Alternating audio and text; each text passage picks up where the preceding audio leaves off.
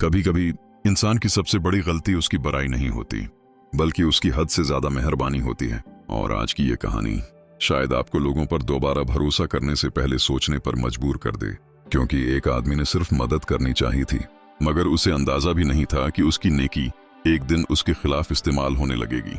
एक मसरूफ सड़क पर एक आदमी चल रहा था, जब उसकी नजर सड़क के किनारे खामोश बैठे एक फकीर पर पड़ी। लोग आ रहे थे, जा रहे थे, मगर उस फकीर को जैसे कोई देख ही नहीं रहा था। फिर अचानक उन दोनों की नजरें मिले, और उस एक लम्हे में कुछ ऐसा था जिसने उस आदमी के कदम रोक दिए।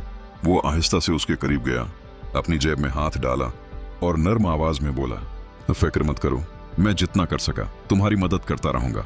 ये सिर्फ एक जुमला नहीं था, ये एक वादा बन गया।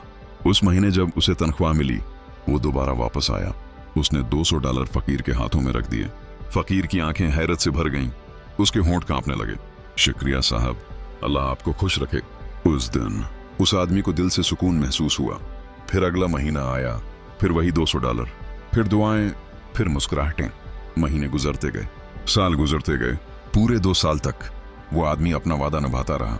वही रकम, वही मेहरबानी, लेकिन खामोशी से एक और चीज भी बढ़ रही थी, और वो थी तवक्का। फिर एक दिन हालात बदल गए। उस आदमी ने उस बार फकीर को सिर्फ $100 दिए। फकीर ने पैसे तो ले लिए, मगर इस बार उसके चेहरे पर पहले जैसी खुशी नहीं थी। अगले महीने सिर्फ $50।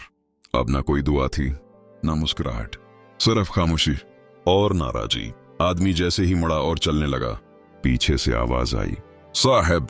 वो रुका, पलट कर देखा। फकीर अब उसके सामने खड़ा था। क्या कुछ बदल गया है? उसने सर्द लहजे में पूछा। आदमी हैरान हुआ। नहीं, सब ठीक है। क्यों? फकीर एक कदम आगे आया। आप पहले ज्यादा देते थे, अब कम क्यों कर रहे हैं? आदमी चंद लम्हे खामोश रहा, फिर धीरे से बोला, पहले मेरे बच्चे नहीं थे, अब हैं। उनकी फीस, घर के खर्चे, जिम्मेदारियां बढ़ गई हैं। और फिर फकीर ने एक ऐसा जुमला कहा जिसने उस आदमी को अंदर तक हिला दिया।